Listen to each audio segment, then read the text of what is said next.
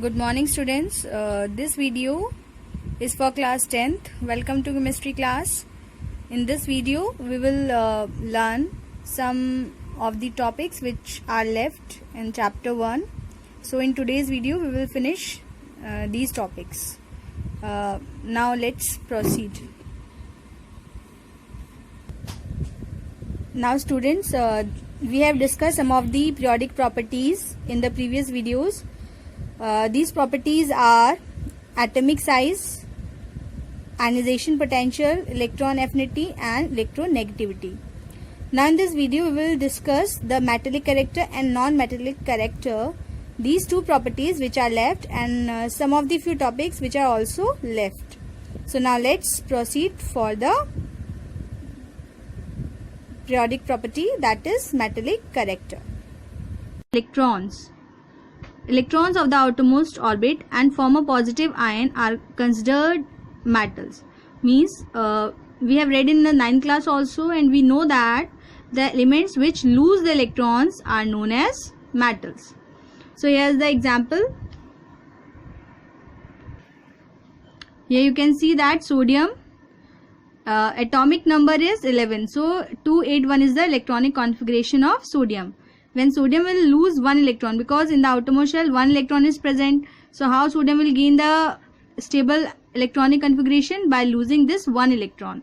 So by losing this one electron here, sodium will attain one positive charge and become sodium ion, and sodium ion stable ionic electronic configuration is 2,8. So again here you can see that magnesium electronic configuration is 282. So outermost shell of magnesium contains 2 electrons. So magnesium can lose 2 electrons to attain the stable electronic configuration. That's why here magnesium is losing 2 electrons to form magnesium 2 positive ion. So the tendency to lose electron to become the positively charged ion or cation are known as metallic character. So the metals show the metallic character. Now note, hydrogen is an element and hydrogen is present in first A group with alkali metals, but hydrogen is considered as non-metal. Remember it, hydrogen though present in group 1 of first A with alkali metals, but hydrogen is not considered as a metal. It is considered as a non-metal, which does not have a neutron. It has only one electron and one proton. On losing this electron, it forms its cation, which has only one proton. Therefore, its cation can also be called a proton. So, proton means only the positive ion which is present in the nucleus, and hydrogen does not contain any neutron. So, by losing one of the electron, hydrogen ion contains only one of the protons. So hydrogen cation is also known as proton, and hydrogen is present in first A group because of this property only, because it forms the unipositive ions like alkali metals. Now here again the metallic character of elements depends on the atomic size and nuclear charge. So what is mentioned over here? Greater the atomic size, farther is the outermost orbit, and thus lesser is the nuclear pull exerted on it. As a result, electrons can be removed more easily from the valence shell, thus making the elements more metallic. Means the greater the size, the atom can lose its electron more easily, means with less energy. That's why the greater the size, the more metallic is the element. Now here, nuclear charge. Nuclear charge, greater the nuclear charge, greater is the force exerted by the nucleus on the electrons of the outermost orbit. This makes it difficult to remove the electron from the outermost orbit. Thus metallic nature decreases. Means if the nuclear charge is greater, then more energy is required to remove an electron from the outermost orbit, and that's why more energy is needed, and it becomes difficult to remove the electron if the nuclear charge is greater. That's why the metallic nature will decrease. So greater the nuclear charge, less is the metallic nature. Now elements which lose electrons to complete their octet are reducing agents, and metals are good reducing agent. Greater the tendency to lose electrons, stronger is the reducing agent. Now let's see the non-metallic character. Those elements which have a tendency to gain electrons in order to attain octet in their outermost orbit are considered as non-metals. So the elements which gain electron, they are known as non-metals. This we have read in 9th class. Non-metals usually have 5, 6 or 7 electrons in their outermost orbits, and they can gain 3 to 1. Why? Because if the element have 5 electrons in the outermost shell, so it requires 3 electrons to complete its octet, and if it has 7, it has 6, so it requires 2 electrons to complete its octet, and if it has 7, then it requires 1 electron to complete its octet. So all elements have to complete their octet by losing or gaining of electrons. So here in case of non-metals, they gain the electrons. That's why they are known as non-metals.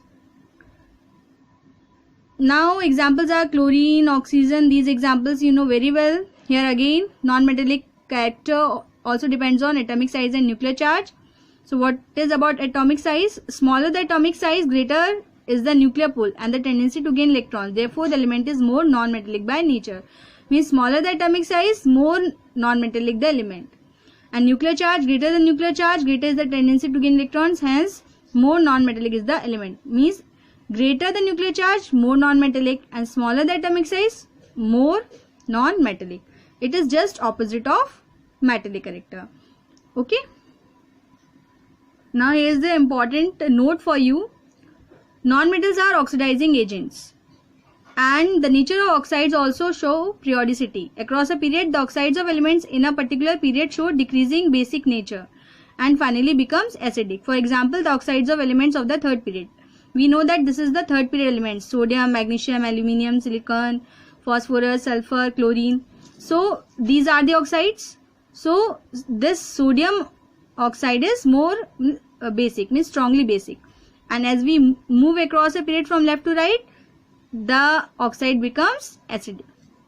And down a group, the basic nature of oxides of metal increases. Okay.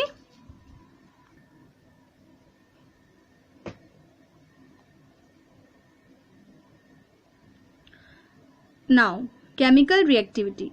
The reactivity of elements depends upon their tendency to lose or gain electrons to complete their outermost orbit. Greater the tendency to lose electrons, greater is the reactivity in case of metals. Similarly, greater the tendency to gain electrons, greater is the reactivity of non-metals. Means the more is the tendency to lose electrons, the more metallic is the element, and the greater the tendency to gain electron, the more non-metallic is the element. So reactivity depends on the tendency of gaining or losing of electrons by the element. Now trend. Across a period, on moving from left to right in a period, the chemical reactivity of elements first decreases then increases.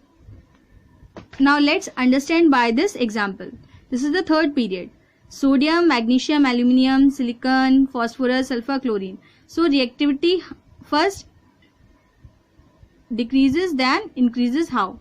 So see, this is sodium. This is most reactive metal. So here metallic, we know that metallic character decreases in a period. So this is the most metallic and this is the least metallic. So and non-metallic character increases in a period. So here this is the most non-metallic and this is the least non-metallic.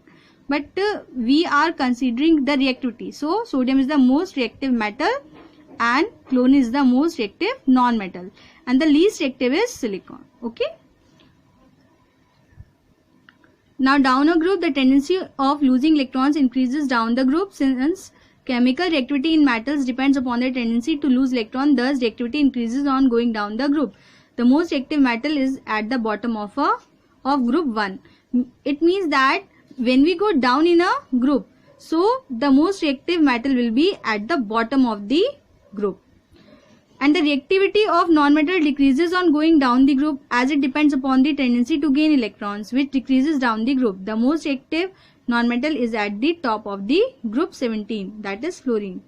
So here the reactivity of non-metals decreasing. So it means that at the top of the group we find the most reactive nonmetal. So most reactive nonmetal is fluorine, and the most reactive metal is at the bottom. So we can consider it the bottommost of group 1, and bottommost is francium. But francium is a radioactive metal, so we can consider that cesium also. Cesium is also reactive metal. Okay. Now see the definitions of atomic size, that is represented by Z, and mass number, that is represented by A. You all know the definition. Once again we will see this. Atomic number. The atomic number of an element is equal to the number of protons in the nucleus. Atomic number is the unique property of an element because no two elements have the same atomic number. So atomic number is equal to the number of protons, and the number of protons is equal to the number of electrons. But we will never say that atomic number is equal to the number of electrons, because proton number remains constant while electrons number does not remain. Electron number does not remain constant, as electrons can be lose or gain by the atom to attain the stable electronic configuration. That's why atomic number always we will consider as the number of proton. But in a neutral atom, the number of proton is always equal to the number of electron, while in an ion the number of electron differ with the number of protons. Okay. Now see the mass number. The mass number of an element is the sum of the number of protons and neutrons in the nucleus of the atom of that element. So mass number is equals to the number of proton plus number of neutrons. And this is something important. A close look at the electronic configuration of lighter elements reveals that those elements which have an even number of protons, for example atomic numbers like 4, 2, helium, here it is given 2, helium atomic number is 2, carbon atomic number is 6, so they have mass number twice the atomic number.